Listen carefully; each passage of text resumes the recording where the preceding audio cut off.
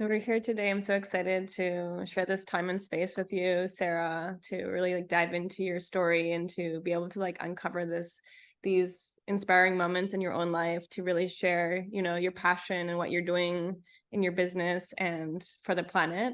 So Sarah is the co-founder of Self Illumination, and it is all about discovering your true potential by reconnecting to your self's essence and the power of nature's foods. So they have online courses and community to release emotional baggage, heal trauma, amend relations, rejuvenate your body, balance your life, and develop your spiritual self. Do you Correct. want to share a little bit about where you are right now in Hawaii? Yes, right now we are on Maui and loving it. We lived on Hawaii, actually Kauai for 4 years, and then now we're residing in Maui. This isn't Maui behind me. This is actually Hanalei, a place called Tunnels Beach, but one of my favorite places to go actually in Hawaii itself. Amazing. Yeah. So do you want to take us back to your childhood and maybe, some insights that you had growing up on your health journey, Okay. Where How, were you how with your health when you were a child?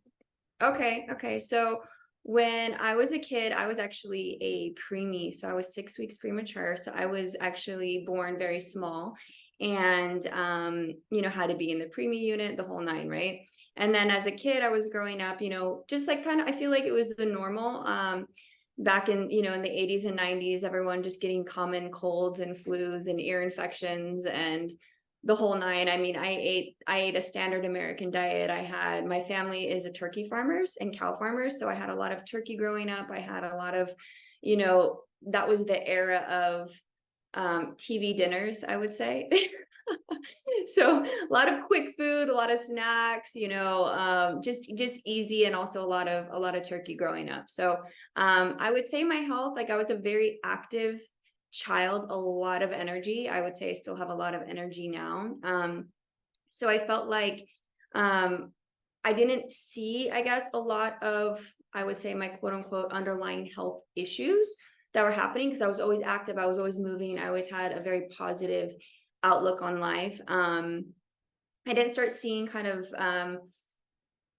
issues that I would say I had with my health until I was probably in my teens, and that was more so kind of with feminine and hormones and stuff like that.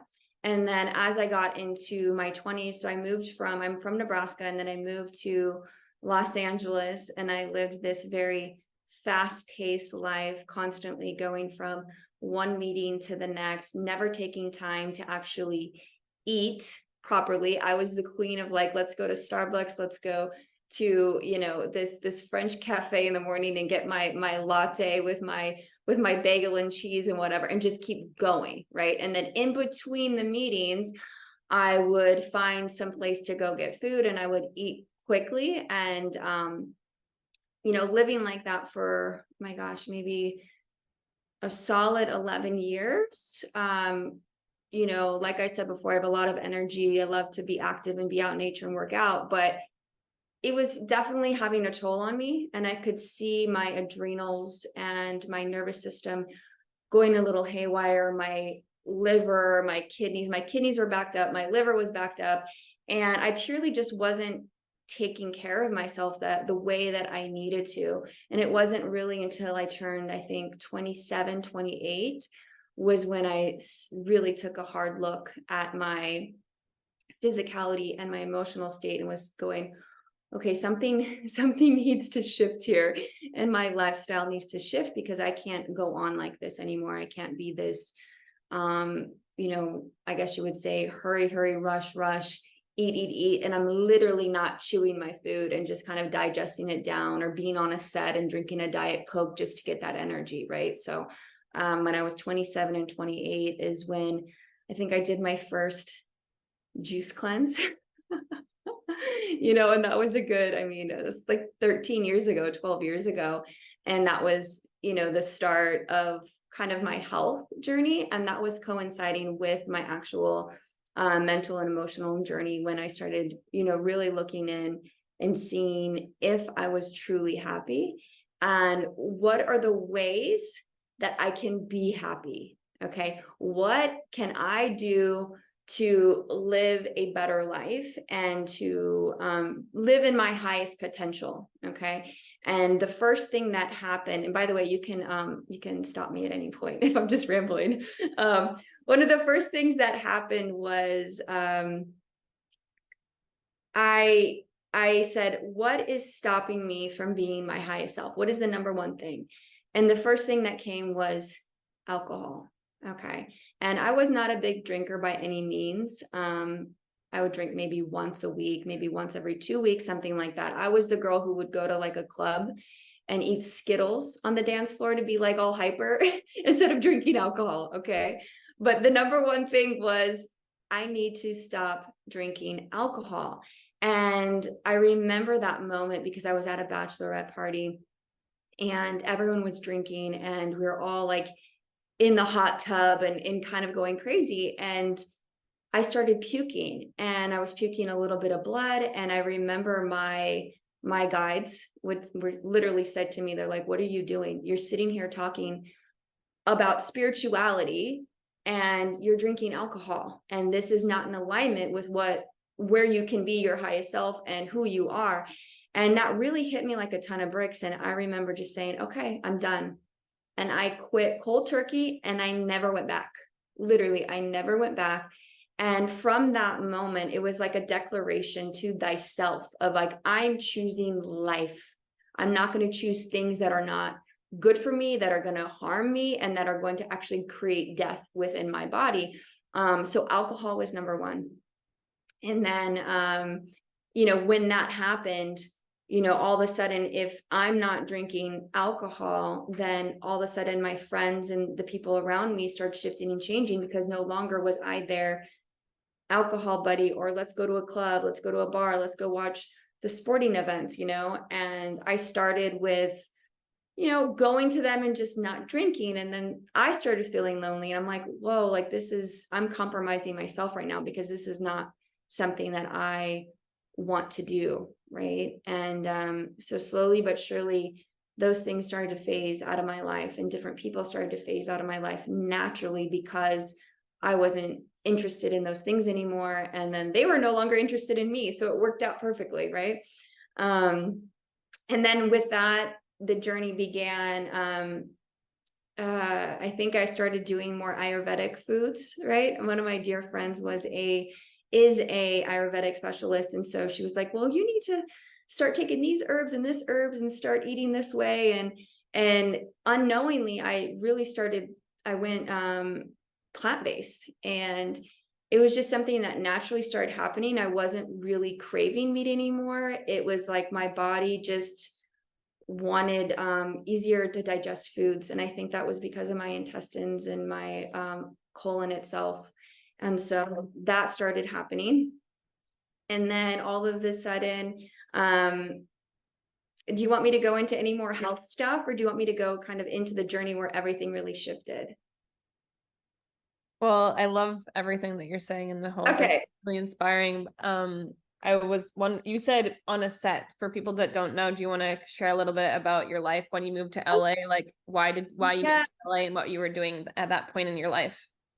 absolutely. Absolutely. So, like I said, I'm from Nebraska and I knew when I was in high school that this was not the place for me and that I needed something more, that I needed to embrace these sides of myself that I can't hear because it's just not available. Right. The reason why I moved to LA originally is because I really wanted to be like a Brooke Burke. I wanted to do a TV hosting. I wanted to travel the world and see all these beautiful places and be in front of the television.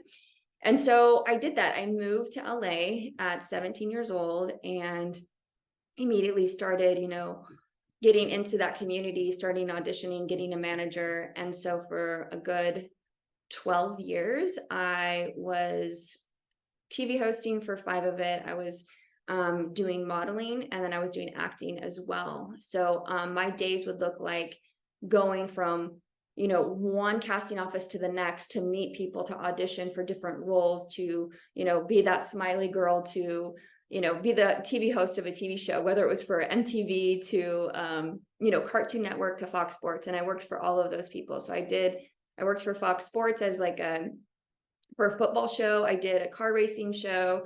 I did, what's it called? I worked for MTV on like one of their funny live things that I don't think they do this anymore, but they used to have these like live shows, like kind of like TRL. Well, they used to have these ones where you would go on a Saturday night, and then they had this show called Busted Live.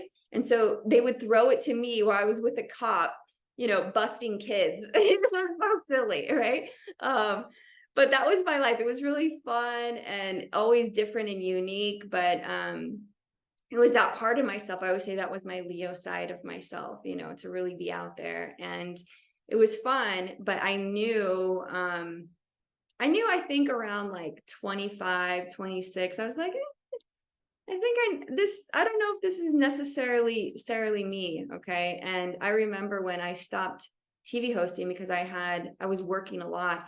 And I remember when I stopped, they're like, you're crazy. You should be, you're going to book more shows. And I was like, I literally could not read the script anymore. It was making me just, my heart hurt, because I would be reading these lines, and I was like, I'm reading lines that are not truthful to what I'm saying. And I felt like I was manipulating people to believe something that maybe wasn't necessarily truthful. Right. And not saying that it's all like that, but there's definitely things in the entertainment industry that you have to say or do to have people prescribe to what it is that you're trying to sell them. Right. So I didn't want to sell that anymore. And when I knew, it hit me like a ton of bricks, and it was almost like I could not do those jobs anymore. I could not even do any kind of modeling. I would try to go to the auditions, and I would just be in tears because my heart already knew what it wanted to do, and it wasn't that anymore. And that's really and that really strung a chord probably right around the age of 29. When I was going to these, like I said before, I decided to quit alcohol, right? And so from quitting alcohol, I made a commitment to say yes to myself, to say yes to me. And when that means yes to me, I was really choosing the things that felt good in my heart, and some things that I was even apprehensive of as well. Like I remember getting this moment in a meditation where I was like, you've got to go to Ojai this weekend. And I'm like, Ojai? I'm like, it's like 6:30 on a Friday night. They're like, you need to go to Ojai. And I was like, okay, I'm going to go to Ojai. I literally drive to Ojai. It was about an hour and a half from LA. I find an Airbnb last minute. And I'm like, what am I doing here? Okay, I'm just going to be here right now. All right. So I remember staying there overnight. I got this Airbnb. The next morning I wake up and I go on this beautiful hike. And I'm on this hike, and they're like, you got to turn around and go back to your Airbnb. And I'm like, but this is beautiful. I just started. They're like, go back. And I literally go back to the Airbnb, and I meet this woman who was the host of the Airbnb, and she's looking all cute and, kind of like goddessy. And she's like, hey, do you want to go to this women's circle with me? And I was like, sure. What are we doing? She's like, we're going to walk on fire and we're going to bend rebars. Are you down? I was like, sure. And she goes, you have to sign a waiver though, that you're not going to sue them. I'm like, okay. So I literally show up at these people's house. I don't know a single person. And they're like, oh, who are you friends with? Why are you here? I'm like, I don't know. I'm just here. Let's do it. Right. And that day was so transformative because, like I said, we were walking on fire. One of the first things that we did was we practiced actually understanding that, we are not our physical body. And so how they did that was actually having a rebar. If you guys don't know what a rebar is, it's like when you build a house and you have those steel rebar bends that can hold houses up, right? They put that in the walls. Okay. So we had a rebar that we put right here in my neck. And then the girl across from me had it in her neck. Okay. And literally on the count of 3, you have to take a step forward and trust that you're going to bend this rebar in half. Now, you could not do that with your hands if you're just trying to physically do that. You can barely do it with a machine. Okay. But this woman who was running the retreat or running that day thing was like, you can do it. You can absolutely do it. And I remember we did it. I took that step forward. Everyone was screaming like, you got this, you can do it, you can do it.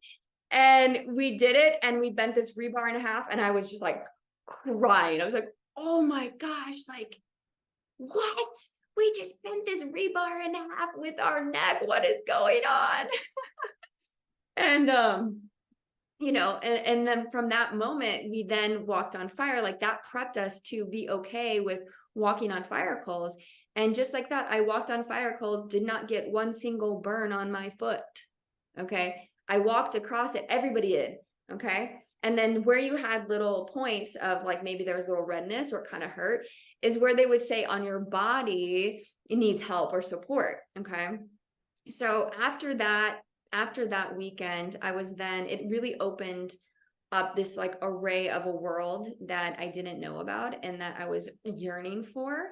And me saying yes to everything, I said yes to this firewalking ceremony. And I was like, okay, what's next? And then from there, it was just like this constant, retreat, or I'm going to, travel to Sedona, I'm going to travel here. And I really just said yes to me at that moment. And, it brought this beautiful journey of self-realization and trusting myself and trusting, the divine mother and father, of like them leading me and guiding me, like it's going to be okay. And within that, about 2 months into me saying yes to me, I was watching this beautiful video by Dr. Amoto. Now, Dr. Amoto, if you don't know who he is a Japanese scientist who studied water molecules all over the world. And he would display by what intention you're bringing to each, into that water, what happens to the actual molecule. Now, when you're bringing good intentions, it shows positive, like the actual molecule itself will look very crystallized, right? And the ones that would have negative effects would look kind of like a little discombobulated or off or weird, whatever you want to call it. Okay. Now, he had this experiment called the rice experiment, where he had 3 cups of rice, where he would say, thank you to one, I hate you to the next, and nothing to the third. Okay. And he did this in an actual school setting to prove that the intention you give to children will affect them on the molecular level. Okay. So after watching this video, it just struck this severe chord in me. It was like, oh my gosh, this is how I think, this is how I feel. And within about 3 days, I got another message in meditation that I had to do this upon myself. Now, because our body is 60 to 75% water, then what's going to happen to the molecules within your own body by doing this? Okay. So I did that. I started this journey of actually changing the molecules within myself by saying, I love you to me every single day. Okay. And within this journey, so many insane things started happening. I mean, when I thought it was going so fast before, when I just made that commitment to say yes, when I said, I love you to myself, every single thing that was not in alignment with who I am, who my true self is, and the vibration of love, right? So like the actual physical molecules in my body start shifting. I could feel the energy moving from like my arms and my legs. And I would see the emotions that were attached to it. So literally all the emotions and the old memories and patterns would start flooding out of me. And I was forced to look at them, and I was forced to face them and actually express to myself how that made me feel. Okay. And I did this journey for a month, and I recorded all of it. And then I sat with it for like a good 4 months, because it was heavy, and there was a lot of changes happening in my own personal life. And then about 4 months later, one of my dear friends convinced me. She's like, you have to put this out in the world. You have to edit this. And this is, I want to tell you guys, this was before the big like self-love movement. Like no one was talking about it. So for me to do this to myself, it felt very odd and abnormal, because like I said, everyone's like, what is she doing? What, saying I love you to yourself? What is it, like, you're selfish, right? So I posted to the world. I remember it was in January of 2014. And, or no, sorry, I posted it in May of 2014. And I went to bed. I had this horrible migraine.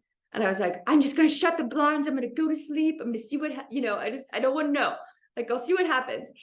And I woke up to like hundreds of messages, hundreds. And people from YouTube and from Facebook saying, this is me. I feel the same way. How can I change my life? How can I do this? And it really pushed me into, supporting people and starting this community. So I started this, simple page on Facebook, and all these people started doing, quote unquote, was called back then the 30-day self-love challenge.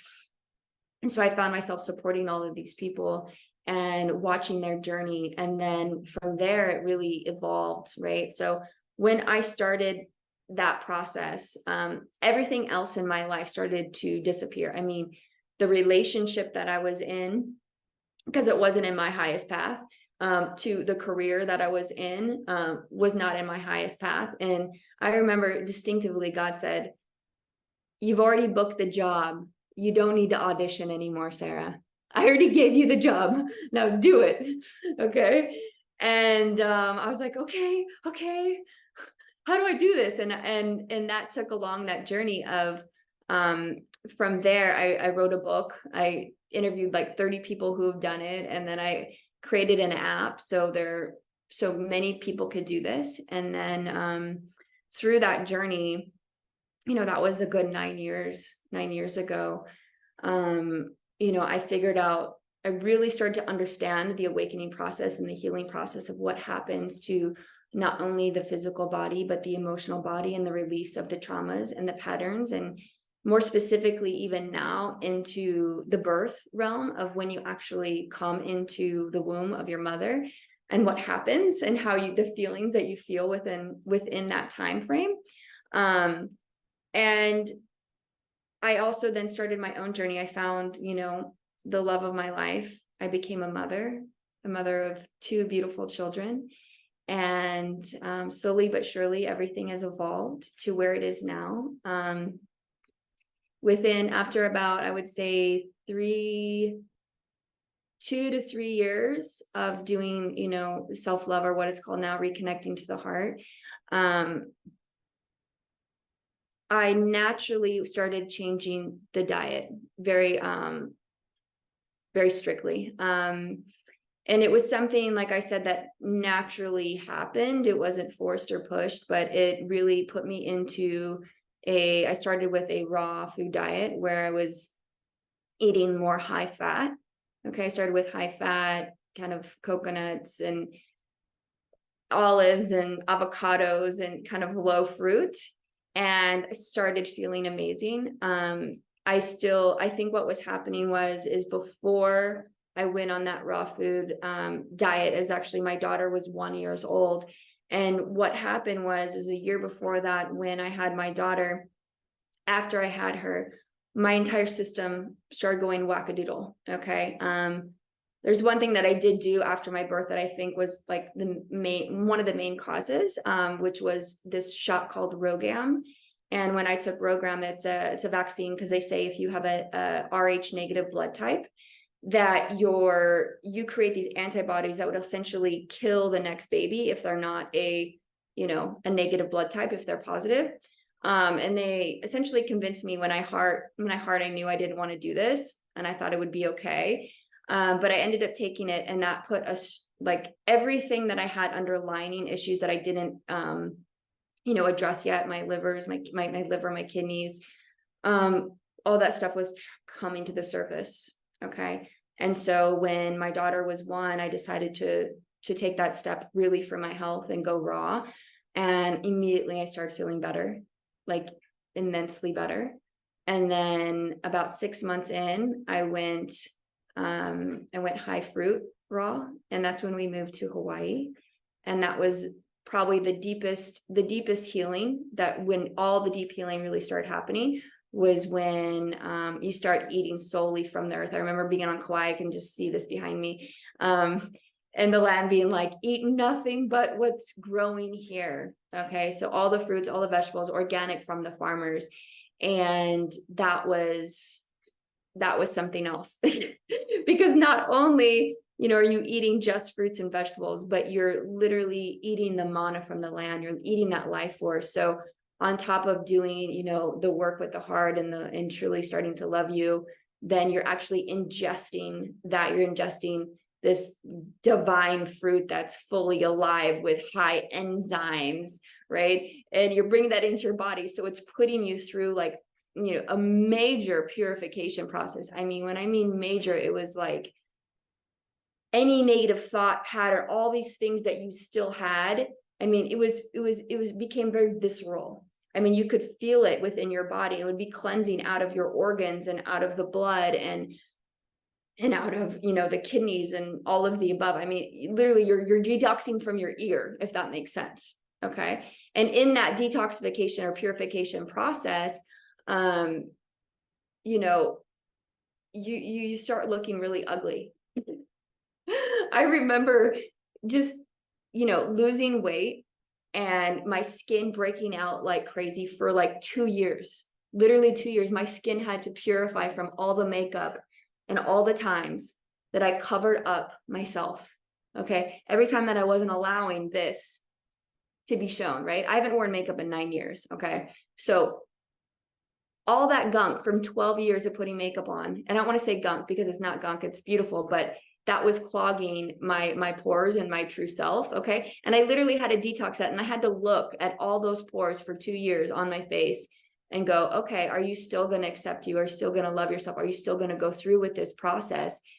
Even in these times, and with that, the emotional, I mean, it's like having exorcisms over and over and over again. Okay. And so after that process was done, both my husband and I, we did that with ourselves. We definitely purified our bodies and being within the islands. And then I conceived my son, right? And that was actually a part of the process, was actually preparing for my son to come in, to have a different birth, to have a birth that was pain-free, push-free, that was full of life, right? And one that no one talks about. And that, to my heart, is one of the most important things now, is to help women prepare for that.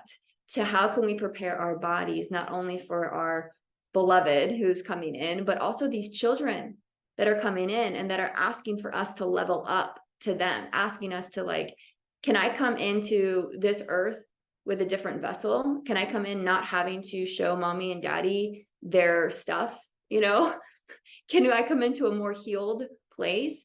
And so that's exactly the process that I was taking on. And I was asking me from not only, the divine, but my son. Okay.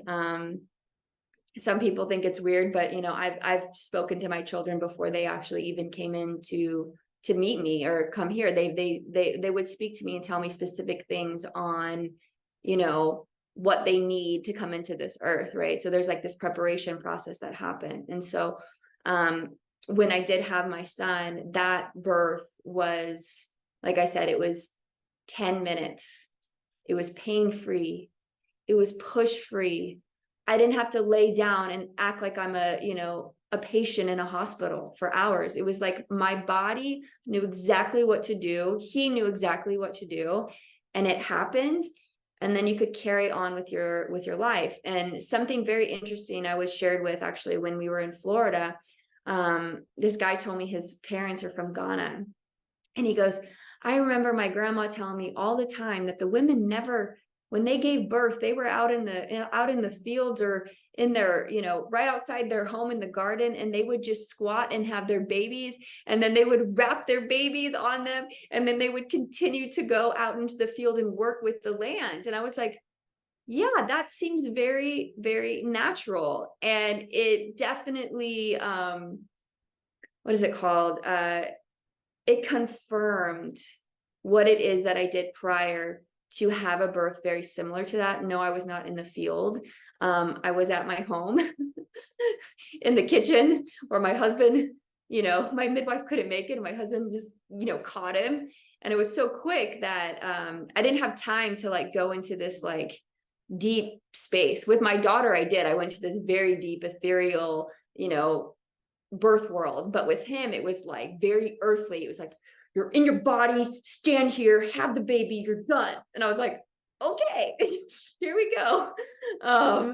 And it was awesome. It was like an SNL skit, but very easy and fun and earthy as you can be, like grounded as possible. And from that experience, like I said, I love to help women and also men as well prepare for these children to come in. And we have created a series of different courses and ways to help people, go through first like that emotional trauma and emotional feelings that we have here. So the micro, outward, right? So how to take care of yourself, how to, eat right, how to handle your emotions, how to connect with nature, right? And then how to find your partner and conceive and have these beautiful children. And so we've created an array of courses that can help along that process. And then obviously, the next step is growing your food, and that's my husband. So yay, that was a lot of information. Inspiring and so interesting. You're such a good storyteller. It's really inspiring, and the whole, the whole wave of the journey. When you just said SNL skit, I was just thinking like it would be so cool to like reenact then as like an advertisement for what you do. It would be so funny. Just like have it so quick, be like, like freaking out, and then like have the baby, and like it would be a short skit, but that would be really funny. I mean, it literally was like an SNL skit. Like I'll just share it to you because it's really funny. I remember, so that day, so my kid, and Francis is so like this. He is like always on time, very pragmatic. He's like, this is me, I want to do it, and that's it, right? Very boy energy. And so he came like 3 hours before the 40-week mark on the day, okay? And I remember like getting fruit that day, getting boxes of fruit and in Kauai, and like coming home. And that night I woke up at like probably like 11 o'clock, and I started having cramps, and I was like, oh, I'm just, having a little cramp. And my husband goes, well, I think it's maybe just early on. I was like, well, maybe, I don't know, we'll see, because my first birth was 38 hours. Okay. And so I remember I went to the bathroom and I pooped. I was like, well, I got to poop. Okay. And that's one of the things that happens when you give birth is you have to poop, because you literally have to let all your bowels go so you can, birth the baby. So I pooped and I let go of my mucus plug first. And then I came back in. I was like, oh, I just, let go of my mucus plug. Could be a couple hours, could be, a day. It can take a long time. And then I went in the house, and my husband goes, oh, whatever, I'm just gonna go back to sleep. I'm like, okay, well, I'm gonna go for a walk. He's like, you're not going on a walk. And I was like, I feel like going on a walk. So I went outside and I was like, oh, I gotta poop again. I pooped again, and there was now blood coming out. And I was like, oh, it's the bloody show. All right. So that's the next step that happens. So I walk out, I go inside the house, and then I tell my midwife, I'm like, oh, I lost my mucus plug and my, I have a bloody show. She's like, okay, well, I'll just slowly, get ready, I'll come that way. And then I go and lay on all fours on the bed, and water breaks. I was like, oh man, okay. So I take off my pants, and I told my husband again, I was like, I gotta poop. Can you get that little baby poop toilet, right? So he's sitting there, and he's like trying to catch this poop as I'm walking. And I'm like, I think I feel the baby. I think I'm, crowning. And he's like, okay. And then I have a contraction. I'm just standing. I walk 2 steps. I have a contraction. And literally he has amniotic fluid just sprayed all over his face. And he's like, oh my gosh, I can't see. And I'm like, there's another one coming. And there's a next contraction. His head comes out. And then I have another contraction. His whole body comes out. And then my husband's like sitting here trying to like dial the midwife, and he dials his friend like in California. So his friend in California is like listening to me like give birth because he's just like on speaker. And I'm like, shut that up, right? So he shuts it off and he looks at me and he goes, we have the baby. He's like, and I'm like in like position where I'm squatting, right? And he goes, take the baby. And I go, give me a second. I need to breathe, right? Because I didn't know it was going to happen that quick. And then after a second, I go, okay. And he like hands him to me as if it was like a football between my legs. And I was like, oh, it's got balls. And then, yeah, it's really funny. And then I go and I sit down and then the midwife walks in. She's like, congrats, you had a baby. And I was like, yeah. She goes, do you want to deliver the placenta? And I was like, of course. And I just stand up and the placenta falls out just like the baby.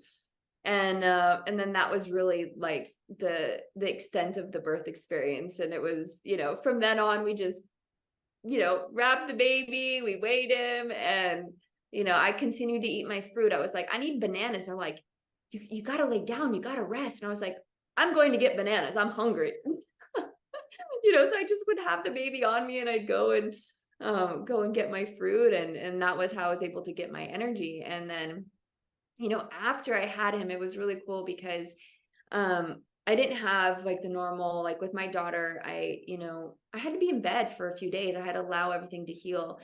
And with him, she said that my uterus actually was the fastest she's ever seen go back into place, the quickest. And I'm 99% positive it's because of the actual acidity that I released in that detoxification phase, in the purification phase, where I was actually letting acidity go. And so my tissues and my muscles were able to be more, I guess it would be rubber bandy. So they could go out and in and they wouldn't get stuck. Okay. And so the uterus was able to come back into place. And then I was fine. Like I had, a good, maybe like a week or two of chilling, but then, I was trying to hike by like day 5. And so it was definitely a birth that I feel, women can have, and it is definitely possible. And don't believe all the lies that it has to be this crazy, painful experience, that you have to be, a patient sick in bed. And that if you are wanting and desiring that type of birth and that type of experience is to prepare for it, to prepare your body, to prepare your heart and your emotions to receive that type of experience, but also, to receive your baby. And I think that's one of what I feel working with women now, I'm a doula as well, is like the hardest thing is like being able to receive that unconditional love. Okay. Because these children are so full of light and they say they're the closest to heaven. Okay. So being filled with that much love and to be feeling worthy to receive that, to receive these light beings and to be accepting of it, a lot of the times when we have love close to us, I know it can happen in relationships or even family members, we find ways to block love into not wanting to receive it because maybe of something we've done in the past. We're like, well, I'm not worthy of that, or I don't receive that. And working on those aspects of the self to really open our hearts to feel like, oh, I can have this and I want to receive that love, not only from from your partner, but from your child as well. Yeah. Powerful. Yeah. Thank you for bringing that into the awareness, just like, that shift and that powerful, I feel like it's the human journey of like remembering who we are and coming back into ourselves and self-love and worthiness. So, and thank you for sharing that story. Super open and vulnerable and super Yeah. and I feel like people are gonna be inspired by that and like learn to do this a different way and be have the courage to do something different and maybe have their baby at home pain-free. Yes, exactly. Or even pain-free at the hospital, I mean, I think I want to, I don't want to discount any woman for the experience they have or where they're at, because I truly believe that we are given the experience that we need within our life, okay, and what the child needs as well. So sometimes the children, they have special ways that they want to come into the earth, okay, and we have to get out of the way, okay. I remember my daughter, because I had a hospital birth with my first daughter, and I remember like 3 days before she came to me and she was like, these aren't the coordinates. And I was set on having a home birth, pretty much free, me, my husband, and my midwife. And like 36 hours into labor, she was not coming. And I was like, we got to go. And my husband's like, what? I'm like, we got to go to the hospital. And he's like, but this isn't in our plan. I'm like, it's not our plan. It's our daughter's plan. Like, we have to go. And I knew when I went to the hospital, I knew the woman who was there, the doctor, she was an osteopath. She looked at me and she goes, hi, my name is Afsoon. I'm the bridge between both worlds. And I was like, I knew right then that she was the one. And I knew that that was the place that my daughter had to be born. Okay. And in my mind, I wanted it a certain way, but I had to let that go. I had to let the expectations go of what it is that I desire, but really be open to what is needed for her and for me, because at my consciousness, I wasn't aware that like, no, I actually needed to go to the hospital. And so did she, and we had a natural birth at the hospital. We did what we wanted to do, but at the hospital, and we just had a different layer of support. It looked different, so I want to just, put that out there for the women, like if you haven't had that, don't feel bad about yourself, like we're all doing the best we can, and listening to our heart, and whatever that is, however that birth is, or whatever experience you need to have is the most important for you. Thank you. That's inspiring.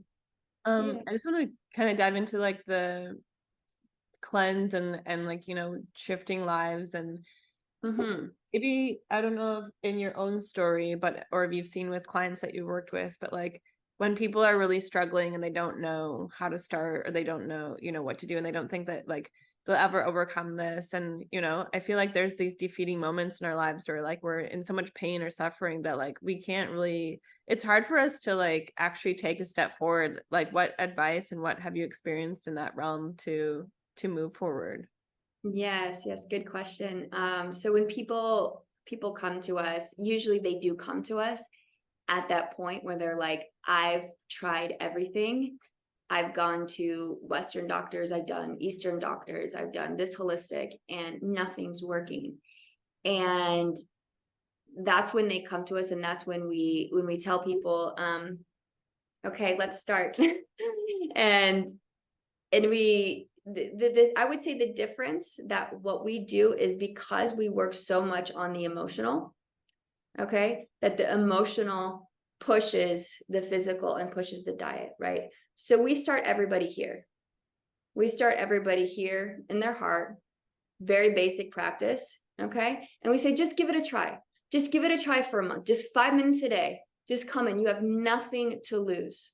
You have nothing to lose. Whatever is going to happen, we're here for you. We're here to support, but all you're going to have is more love in your life. Okay. And that's the hardest thing, is like, we see people, it's when they know that they have to change and they don't know how to do it, they need that support. They need that support system. And that's why we've created such a support system for people to actually feel like they can surrender. Okay, I feel like they can surrender in those moments and have the tools. Now, we're not the type of people who, I'm not going to be your healer. I'm not going to be, your psychic. I'm not have you come to me. I might see things or hear things, but I'm not going to tell you what it is. Instead, we empower people to find that within themselves. So give them the tools so they can be their own healer. They can have their own realizations. And so they can come to us just for that support and that process, right? And to learn. Okay. Did that answer your question?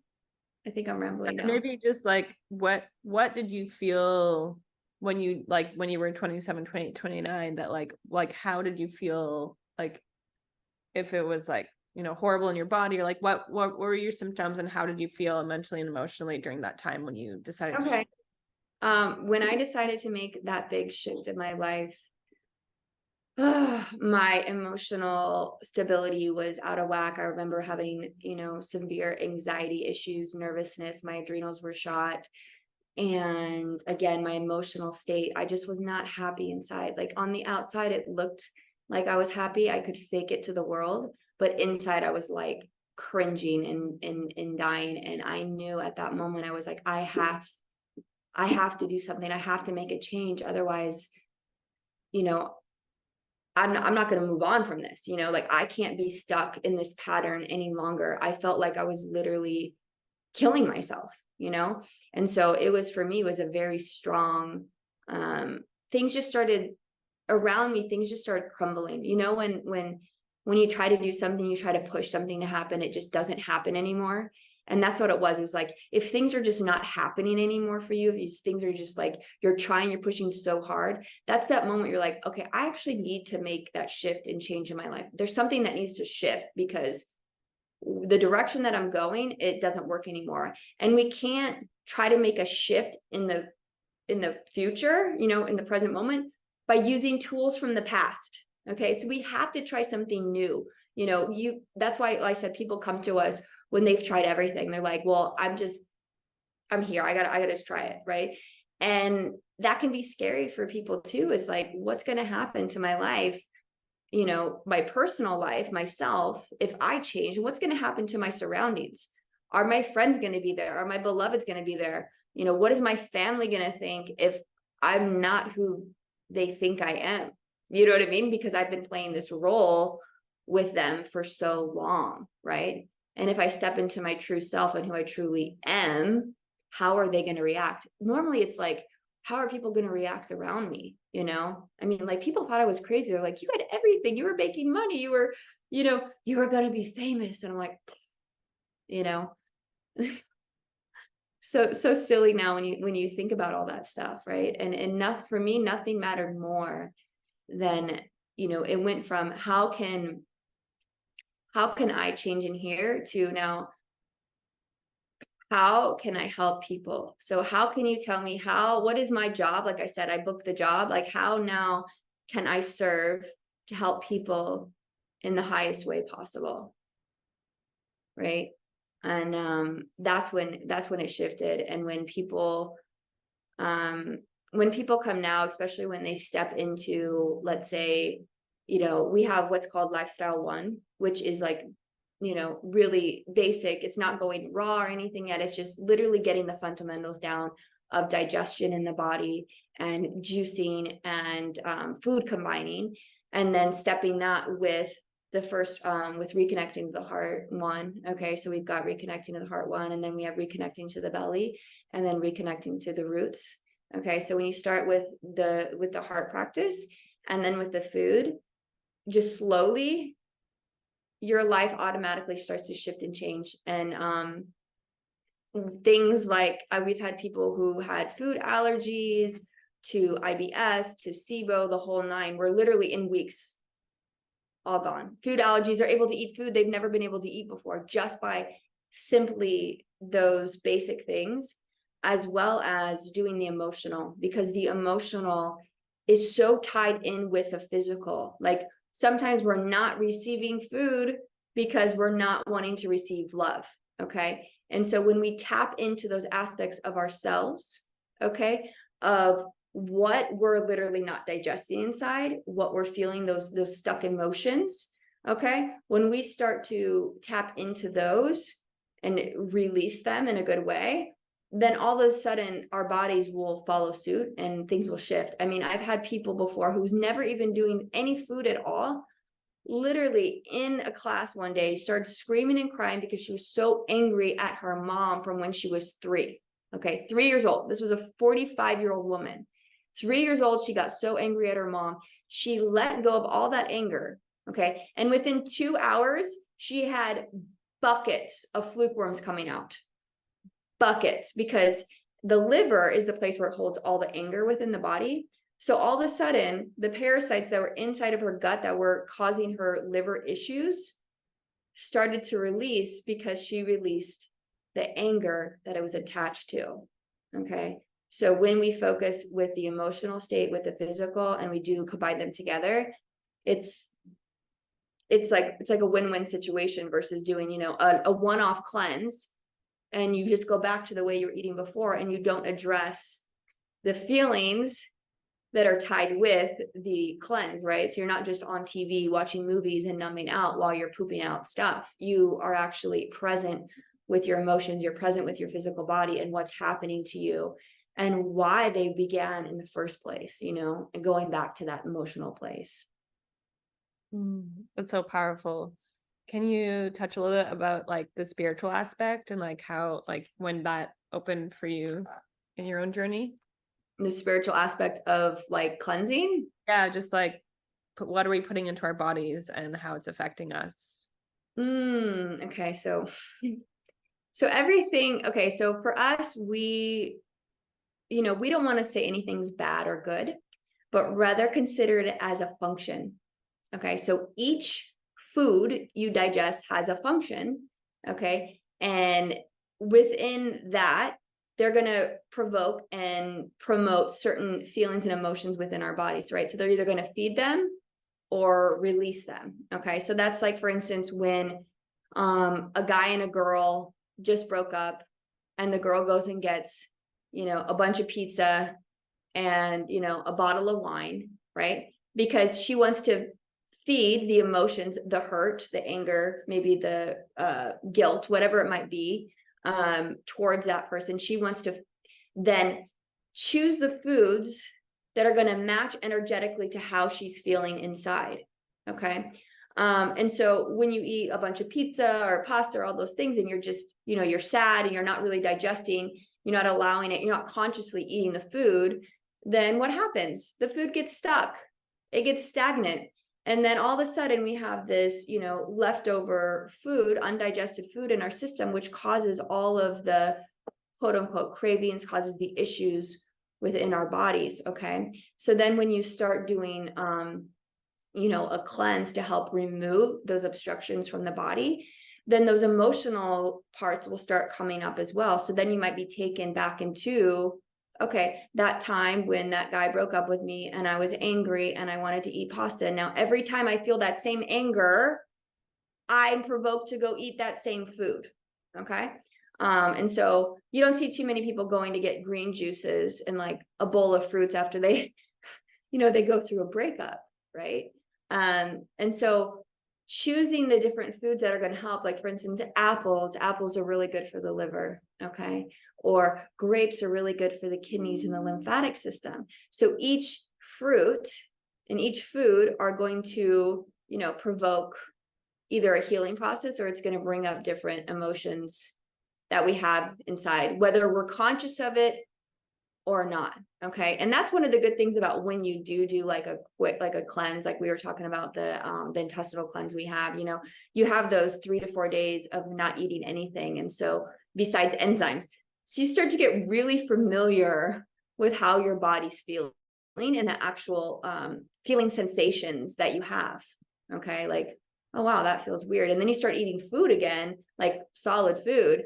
And you're like, oh, wow, this feels different. This is making me feel sad. This is making me feel angry. This is making me feel anxious. And you could start getting very acute with how your body's feeling. And I think what's happened is people have become so numb, not only to their feelings, but to their actual physical body. So we're just literally ingesting food constantly without knowing how that's affecting our body, whether it's, you know, processed foods to meat products to dairy products to you name it. They're just stuffing their face without understanding how it's affecting their physical body, their emotional body, but also their spiritual body too. And we go deep into that process of the awakening process.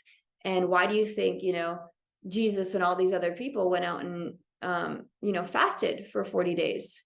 Or they're just eating. There's Baba Tata over in India who died at 90 when he looked 40 years old at 90. Okay. You know what he did? He literally was meditating, not saying we're all doing this, but he literally would go out and get a piece of fruit or a seed or a leaf or whatever he wanted. Right. And he was alive and he was well, but he got to that point where spiritually in his awakening process that he no longer desired food. Okay. But I'm sure it took him a long time. Like, it's not a process. Like, we've had people come, I want to be a breatharian tomorrow. And I'm like, slow down. You know what I mean? Like, slow down. You need to start slowly with little, slowly changing the way you eat to the combinations, and then start, having lighter foods, fruits and vegetables and juices, and little by little, as you work the emotional and the spiritual with the physical, it's going to happen with ease and grace, versus trying to like do it, like, I'm going to do a 40-day fast and that's it, right? You don't realize that you have, years, maybe 10, 20, 30 years of, toxicity in your body, acidity in your body, that when you go into that strong of a fast, your body's going to be flooded with toxins. And unless you have your bowel system open and your lymphatic system clear, it's just going to recirculate and it's going to make you sicker. Okay. And so how to do that in the right way, where you're not like intoxicating yourself, but going at the pace that's easy for your body to handle, as well as the emotional to handle, and the spiritual, because you can become more intuitive. Okay. When you go raw, it gets really raw and real. You start to feel things, you start to see things, you start to hear things differently. Okay. And you have to be emotionally ready for that. And that's why a lot of people, when they do these longer cleanses, they can't handle emotionally what's happening to them. I'm like, oh my gosh, I'm feeling things from when I was a child, or I'm hearing things, or I'm all these patterns are coming up, and then it's too overwhelming. And so they go back and stuff their face with things that will numb the pain or numb what they don't want to face within their lives. And it happens, and it's a learning lesson. And for us, we were our own experiment. So we've learned all the ways, the tricks and the do's and the don'ts, and how your body can get affected on a negative level too, by really heavily detoxing before your body's ready for it. And that preparation period emotionally is super key, and having those tools, right? Having those tools to be able to get out of, when you will be faced with, things within your life, right? And they call it a you're having entity removals, and that's what it's like. They're literally physically attached to your body on the physical level through parasites, as well as the emotional and spiritual. So they're connected to the physical, they feed off the emotional, right, and your actions and what we're doing, and then the spiritual as well, right? So it's like that talk. It's like when they say the cords that are connected, they're only connected because we're connected to something, right? So how can we, if we're going to do a big release or a big cleanse, how can we be emotionally ready and strong to face them? Okay. To not let them win. I don't want to say win, but yeah, it's like war. It is like a battle. It becomes a spiritual battle when you're doing that with your body. Yeah, I feel like it's, if you want to clear things from your body or your consciousness, I feel like that's the number one way to do it, is fasting and clearing your diet. And I think it is like the ultimate challenge, because you are faced with everything. You're faced with your own demons, your own consciousness, and to be able to overcome that, when you Totally. fast, it's like you can see everything, and all the challenges come to the surface. So I think that's one of the most difficult parts of starting, even, is just to be, because it's going to be challenging, and it's just the discipline of the mind, really. It's like, Yeah. Yeah. moving on the mind and coming back into the feeling. It's Yeah. interesting to watch your thoughts. Like, when I remember when I was fasting in June this year, it's like, oh, I was like thinking about donuts. It's like, normally I don't think about like Yes. visually, like I'm like visualizing like donuts so much, but as you're bringing it up, it just feels like that is, such a big part, but also it's like such a big opportunity to release the things that are holding you back, and like to release this pain and suffering Totally. that's going on for so long. Totally. Uh, Exactly. And I think that's the support that has to come in, like you to feel supported in that phase. Like, am I going crazy? Because you might feel crazy. Like I tell people, I'm like, it's like having an ayahuasca ceremony 24/7. Choosing to eat only fruit. Oh my gosh. You're going to go through it, and it's okay. And it's also happiness too. It's not all like going through it and rah, right? There's moments of that, but then there's that moment of, there's the moments of elation. I would say, 8 times out of 10, you're feeling good. Okay. But those other like 20%, when you're, all of a sudden those things are releasing from your body, it can be challenging, right? But when you have the tools, and like you said, the discipline and the determination, like, no, I'm winning. Like, I'm choosing life. I'm choosing me. Okay. I'm choosing life. When you say I'm choosing life, then all of a sudden, and when you make that declaration to yourself and you're choosing love, everything is going to come at you to test you if you can go higher. Okay. Like I always tell people, because there'll be moments when they're working with us where we're like, you're going to hate us and you're going to want to run from us. You're going to hate us and you're going to find every way and every excuse not to do it. Right. And it's normal. Okay. Because I'm like, I've got a lightsaber gun and I'm blaring down at your parasites and those thoughts and those negative patterns that are not allowing you to be true self. And I'm putting the light on. I'm saying, this, your time's over. Let her be. Let him be. Let him come into his true self. It's time. And like, every person is going to have to go through this. I could be in tears. Go through that process of reconnecting with their true self and reconnecting with nature and reconnecting with life again and choosing life. And that is a hard thing. And it's hard to swallow when you're faced with the reality that most people don't want to live. Okay. They might not say I'm suicidal, but we have so many emotions within our heart and within our body of times when we've said things, done things, hurt other people, ourselves, that we have not forgiven ourselves for. Okay. That we feel like, there's a man upstairs with a list and he's just sitting there. And it's really ourselves. You've been forgiven. You were forgiven the moment it happened. Now it's about how can we forgive ourselves and also learn the lessons, right? Like, oh, that I said something that was not nice to someone. Okay, well, that doesn't feel good. All right. I'm not going to do that again. And also I'm going to forgive myself for doing that, because at that moment, that's what happened, right? And how can we forgive ourselves for those times where we weren't aware, we weren't conscious of what we were doing, or maybe we were just upset and we were pissed off and we did something, we just did it, right? And so those are those baggages and those things that aren't allowing us to receive and to live life and to choose life, right?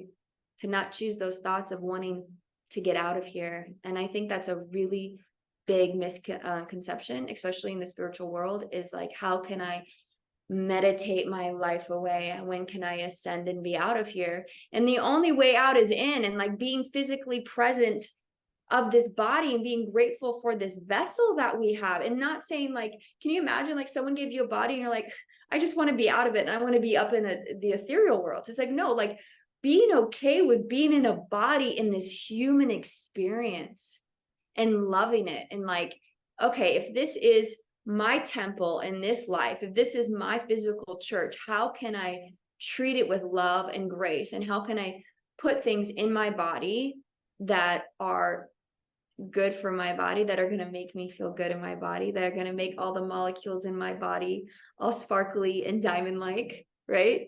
Or am I going to choose, self-destructive behaviors and ways to not, appreciate and accept this vessel that I have, and when we can be fully awake and aware and present within our body and like know when my elbow's off and I'm feeling this pain, like what that is, and to be able to release that, when we become that aware of ourselves and our thoughts and our actions with not only ourselves, but with other people and our surroundings and with nature, then that's when I feel like we're truly living, truly living. And that is a reflection. What we're seeing in nature itself and around us is a reflection of the collective consciousness right now, right? So why people are not planting as many trees or wanting to eat a bunch of, vegetables and fruits, right? and wanting the earth to look green, instead it's like, oh, let's desertify every single thing out there and, not receive the love from the plants and the fruits and the trees, or that gives us oxygen to breathe, So I don't want to go too deep in that. That's like a whole rabbit hole, but Yeah, no, it's great though. And I just was thinking about, what you're doing now with your partner and, just kind of working on building a world that we can connect with these plants and plant more trees and create food sovereignty. And maybe you want to talk about the vision of that. Sure. Well, so my husband going through, his own personal process, starting with healing, and then healing himself, and then going into diet and helping people with diet, and then coming to the fact, like, after being high raw for a long time, is like, okay, this food it has nowhere near the amount of minerals and nutrition that it could be, right? So we got to fix the soil. We've got to really amend the soil. We have to make this food nourishing, where you could eat one banana and receive all the nourishment you have, versus eating 10 bananas and getting a quarter of it, right? I remember my husband telling me, he's like, Sarah, everyone's eating at like 20%, if that, on the organic scale right now, of nourishment that we should be receiving, for minerals and vitamins and all of the above. And so that was the start, where we're like, okay, well, we've got to really help this, and his passion is agroforestry and syntropic agroforestry, and really bringing that spiritual element into, like you said, the food sovereignty, and like how people can learn to do that, and how people can how we can regenerate the soil and regenerate with growing trees by growing food. Okay, so it's not just like, let's plant a bunch of trees here and there. It's like, no, let's plant the forest back, and let's plant that by using food, to actually build the soil and create the soil really high, right? So then alone, like, that amount of nutrients and amount of minerals that is in the soil from using actual banana trees to this type of tree will actually build the soil up to create more nourishment within the foods. Okay, so, and on his scale, what he does is the syntropic agroforestry, and actually being able to regenerate the land by using the native plants and the trees that are in that area, but then also planting the food with it. So you're not looking at, a regular farm where it's just monocrop. You're looking at a farm that's got multi-crop. And when I mean multi, we're looking at, could be anywhere from 20 to 100 crops at once. And they're all working in syntropy with each other. So one is speaking to the other, one is helping the other, and one is giving shade while the other one needs, sunlight. And so you're always what's it called? You're always harvesting. It's not like, oh, we only harvest twice a year. Imagine if you were harvesting all the time, and it's an abundance of every different thing, right? Then there'd be so much more food, right? So in general, you can yield almost tenfold of not only food, production, but the abundance that comes with it. Okay.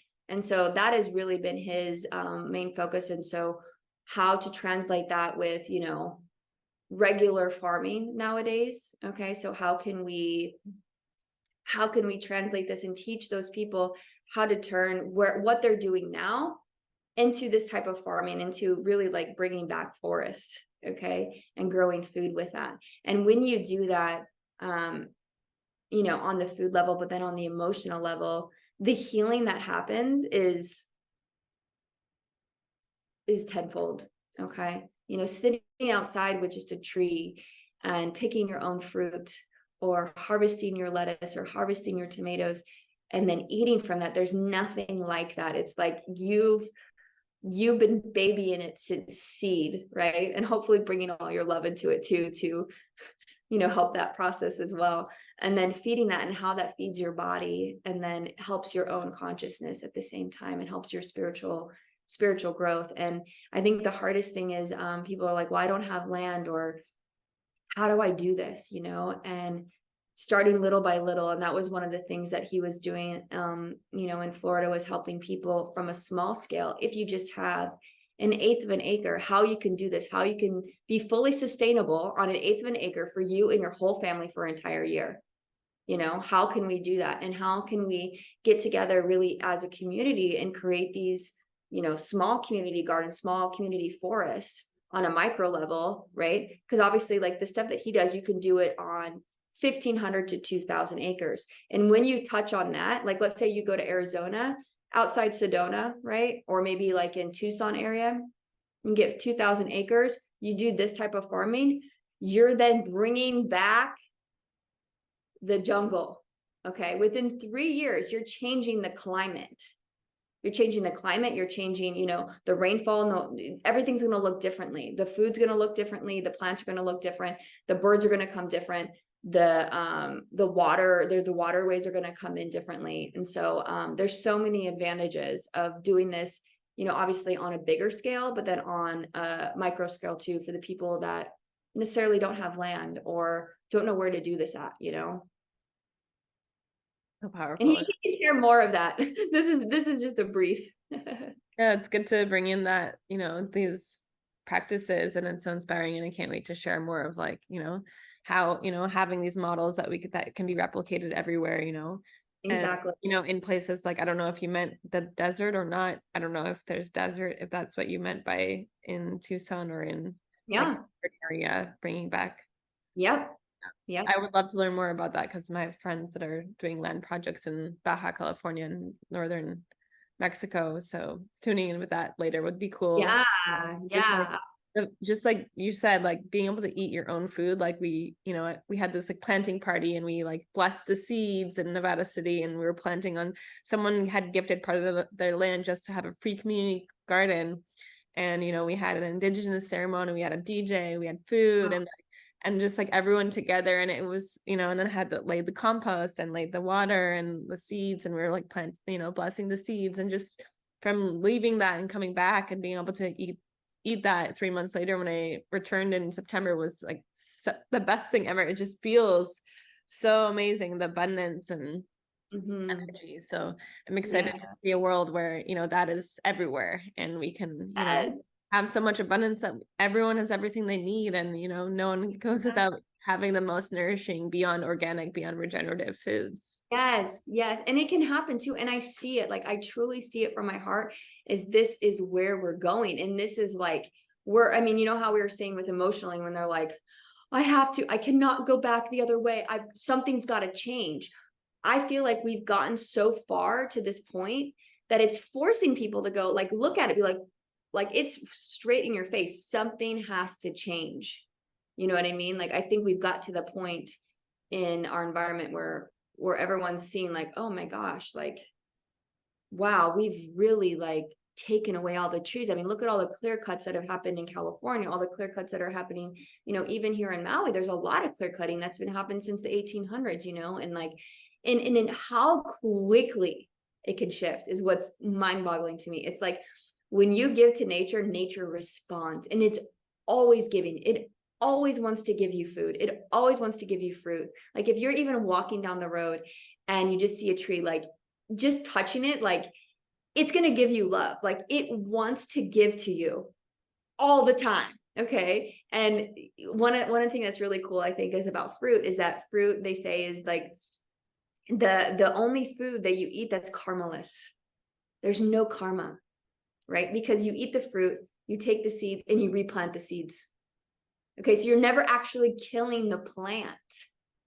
Okay. You're allowing the plant to, it's like this awesome reciprocity of like, oh, okay, I planted the seeds. Now I'm eating the fruit. Now I'm putting the seeds back in. And it's like, I gave to you. This is all, their whole life is wanting to give you food, you know, and then for us to receive it and go, oh, I can feel good with this. And these seeds have been, you know, had so much love, and it's been, you know, connected with the stars and the moon. I mean, getting downloads for how many years, you know, like what is it, a mango tree can last 200 years. Imagine 200-year mango tree, what kind of, you know, codes you're getting, light codes you're getting from that tree from 200 years, with the stars, the moon, you know, the sky, the rain, all of that just flooding in with consciousness. And then you eat that, and then your body feels that, and you're like, whoa, Like, that's why, like, when you eat mangoes sometimes, like I always say, like, different foods have different, kind of make you feel a different way, right? Like mango for some reason always makes me feel like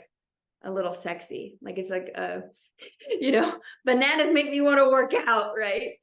Grapes make me want to chill, you know. So there's always like that benefit to the plants itself and to the trees itself and to yeah, yeah, I could talk about this for decades because it's so ripe, literally. And I think people are really ripe and ready for this. Yeah, that would be cool to do little videos of like each plant, like how it makes you feel. Well, it's interesting. So I've been doing videos where instead of telling people how it makes them feel, I offer them to try it first.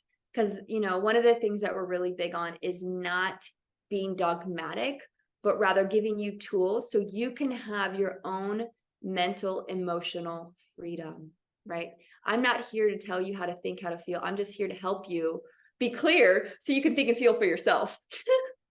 You know what I mean? So you can have those realizations on your own. I can't imagine if, you know, a doctor would have told me like how to give birth to my baby. It would have been so, you know, disempowering. But doing it on my own and you listening to yourself and you go through it, it's so empowering. And so doing that in general, you know, whether it's okay, go and try grapes and then tell me tomorrow how it made you feel inside, right? So then they might have their own experience with how it makes them feel. You know, for me, mangoes are like sexy. Okay. Bananas want to make me work out, you know, but other people might have a different feeling sensation because that is their own unique expression and connection with that plant and with that tree and the codes that it's trying to give them.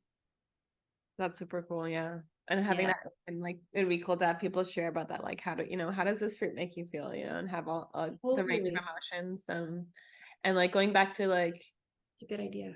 yeah, shifting, Do a video and tell me how it makes you feel and send it yeah, to me. yeah, Post it. Yes. that'd be fun. Um, I just want to go back and tune with like the story of like the shift in your narrative, and um, Okay.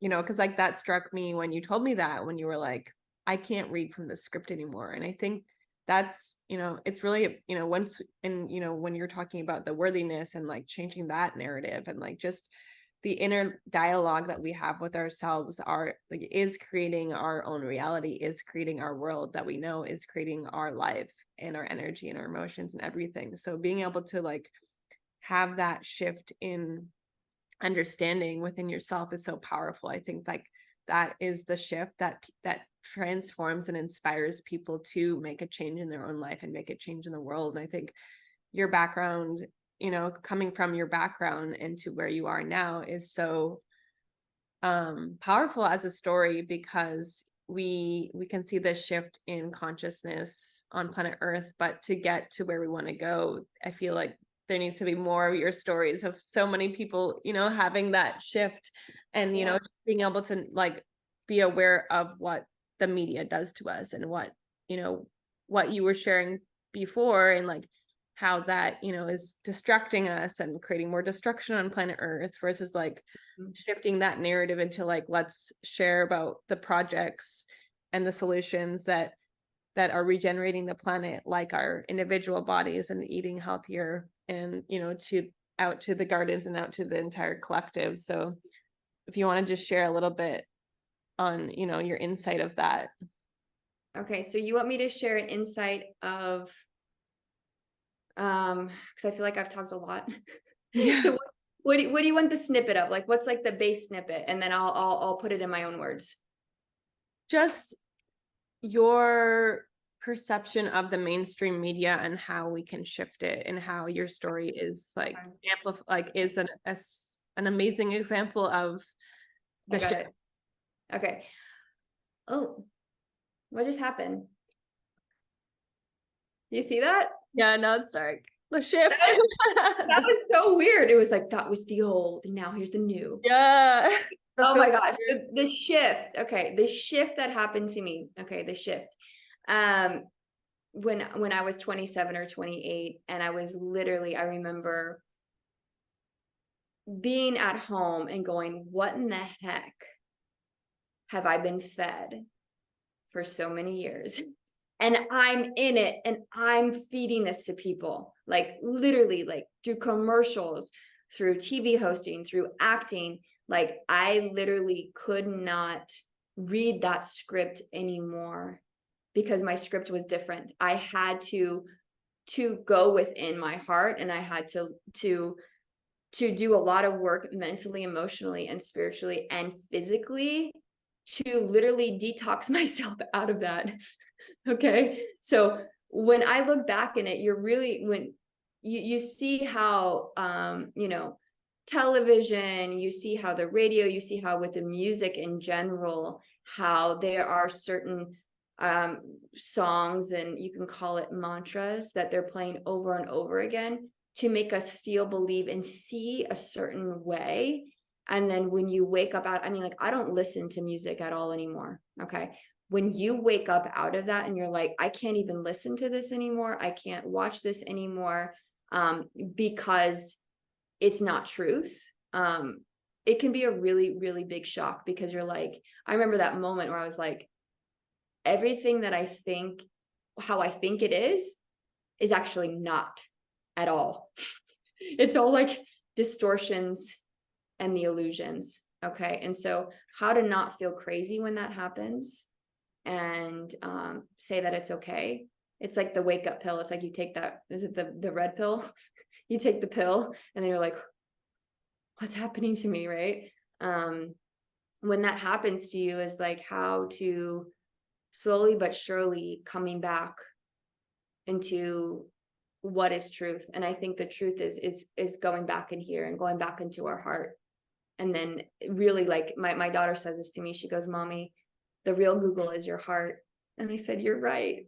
This is the real Google. This is the heart Google, right? So anytime, you want to question something or don't know what it is like really asking your heart, and getting us off the phone of like, well, I don't know any better, like not trusting ourselves. It goes back to not trusting ourselves, and those feelings of unworthiness that we have inside of actually trusting what it is that we're receiving. You call it gut instincts. I like to call it a heart instinct, because sometimes our gut is filled with other things, which is why we cleanse, right? So when we go to our heart, and you get our heart, and we have that instinctual feeling of what is right, and that's what you have to follow. Yeah, is that what you wanted? Did we get Yeah, soundbite here? it's so Okay. powerful. It's just, Okay. it's, waking up to what the old media was, programming you with individually, and then looking at how it's just like clouding us collectively. It's like put this dark, it's like having blinders on our eyes to like what's actually true, Yeah. and, Yeah. allowing ourselves to like step out of that, because the news and the, mainstream media is like continuing this illusionary world of like war and violence, and forcing us to think a certain way, to continue consume the same way, put the same things in our bodies, Mm. and Yeah. then you have that wake up call, and you're like, what is that? No, I don't want to be Yeah. a part of that. And then Give you you a wake up call, you're like, no, okay, I'm not doing it anymore. not You know doing what it I mean? anymore, and like shifting into a new way. So I think it's so beautiful to see that shift in as an individual. You can inspire other people that are maybe in the acting world or in the newscast world or in any of those realms that are like they're reading from a dead script from Mhm. a Well, script, yeah, and reading something that's not true to their heart, but maybe for them that is what they're supposed to do. Like, because I don't want to play, the forces against us. I'd rather see it as a gift and an opportunity for having such a, a contrast, that I was able to wake up out of it. Without that duality, I don't know if I would have. I don't know, like we're in this prime time, spiritual time, where they say like, even like we're in the Kali Yuga. So this is the time to wake up. So we are the most disconnected from source we've ever been. So of course we're going to have all these characters and all these things playing out in our lives to force us to be like, oh, I gotta change. Oh, I gotta wake up. I gotta get out of this sleepy dream right now. You know what I mean? So it's almost like, at first I feel like you can be kind of like pissed or like, oh, this has been happening for so long. And then once you're like out of it and you're like really present with yourself and your own body, then you can just be like, okay, like almost like I had a sense of gratitude of like, okay, you're giving people a you're giving people a script or a timeline of what it is that they need to wake up out of this life. Okay. So that's why when things happen and you shift and you change, your whole reality shifts and change, right? So as each person wakes up, then the world starts shifting on bigger numbers, right? And sometimes, like, unfortunately, we're in the time and era where people don't learn unless they learn through pain. They're like, I have to be slapped on the face before I make that shift, right? And so, they've heard the messages like, oh, little by little, giving you hints of how you can shift and how you can change. And then all of a sudden, you got to get in that car crash or something has to happen for you to wake up out of it and go, oh my God, like I was fully asleep and just unaware of what I was doing for so long, and I think people are waking up. I think there's so many people in numbers just in the last 3 years, even with COVID, it's like people are like, okay, this is absolute nonsense. It's like now you see they're spoon feeding you all of it, and you're like, okay, this is just like, it's like they're telling you before it happens. Yeah. You know what I mean? But I think if we get too stuck, this is one of the pitfalls that I've seen before, is if we get too stuck in that rabbit hole, and not focusing on our heart and not focusing on our higher mission, then we go down. So us, light workers, the people that are waking up, the people that are ready for that shift and change, is like focusing on what that is and doing it 100%.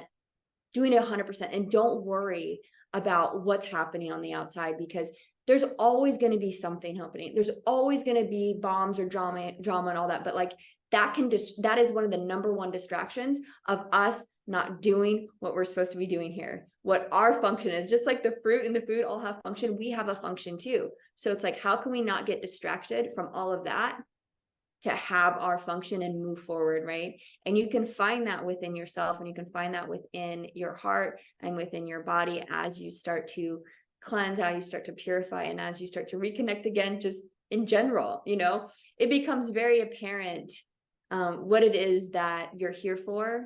And it could be something very simple. It doesn't have to be this, massive leader and all this. It could be something as like, my mission is to simply smile every day and sing Hare Krishna on the streets. I know a woman who literally, she's an older woman, and every day she goes out and she's like, I don't care, I'm going to sing this because I know at least 1 or 2 people are going to smile and feel what I'm feeling inside just by me singing.